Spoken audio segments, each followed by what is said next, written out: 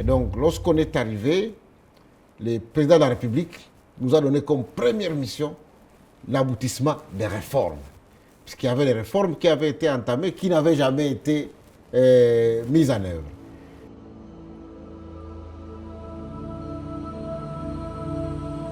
Et pour ce qui concerne la rationalisation de la formation des médecins, nous avons fermé des facultés de médecine qui n'étaient pas viables. Ça a été un très grand débat, mais l'objectif pour le chef de l'État, c'est d'avoir en République démocratique du Congo des médecins formés dans des conditions idéales. Alors les gens qui ne remplissaient pas les conditions, on les enfermait, et ceux qui remplissaient les conditions, on est en train de les renforcer pour que demain, nous puissions retrouver notre place d'attente où la RDC était les grands pays qui formaient des grands médecins.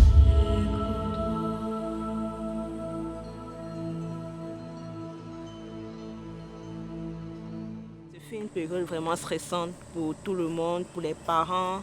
Et c'était pas facile.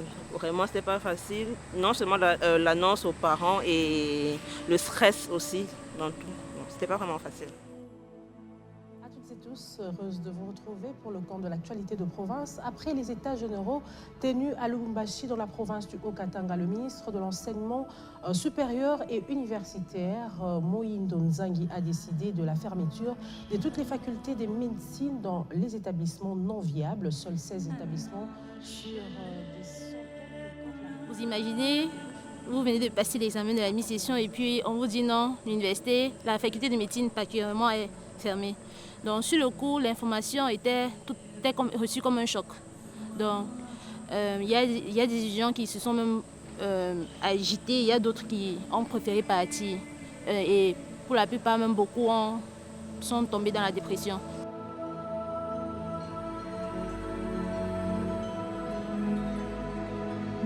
Bon nombre de choses qui ont été reprises dans cet arrêté-là ont été vraies quand même.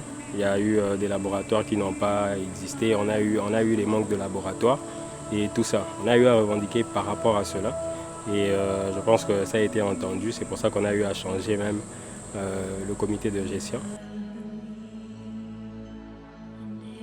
C'était une année qui était vraiment très difficile pour nous tous, particulièrement pour nous autres et pour nos amis étrangers. Parce qu'à l'IKV, nous n'avons pas que de Congolais. On a nos amis qui viennent du Cameroun, de Tchad et autres. C'était très difficile pour nous et pour eux. Pour eux, c'était plus difficile. Pourquoi? Parce qu'ils ont l'habitude de renouveler le visa chaque année. Et vu que le visa dans le système congolais, ça se renouvelle chaque année, ça a été difficile pour eux parce qu'ils ont d'abord perdu le visa de cette année-là. Ils devaient encore renouveler, donc c'était encore de dépenses accumulées.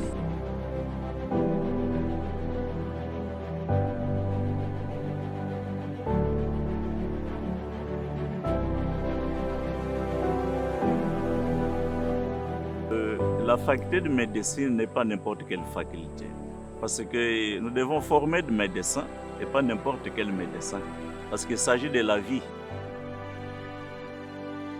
Si c'est une université, quand je suis arrivé, il n'y avait que des urgences. Chaque jour, il faut résoudre une urgence.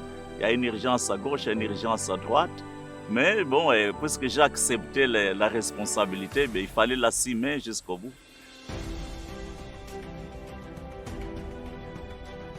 Ce bâtiment, je l'ai trouvé en chantier.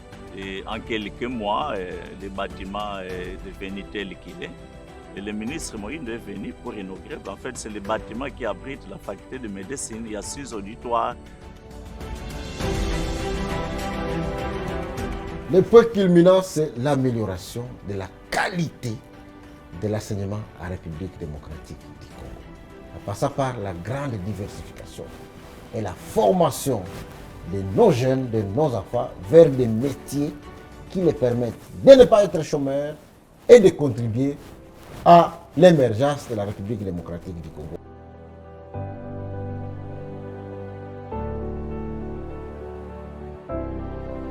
Après, comme on dit souvent, après la pluie, le beau temps. Donc après ça, on a eu de nouveaux bâtiments. Maintenant, c'est des professeurs qui nous donnent cours. On n'a plus droit aux assistants. Donc, on peut dire qu'il y a quand même eu du positif après cette fermeture. Bon, cette soi-disant fermeture-là, il y a eu du positif en tout cas. Déjà, au niveau des enseignants, il y a maintenant beaucoup plus de professeurs en médecine qui viennent donner cours et les conditions aussi ont changé.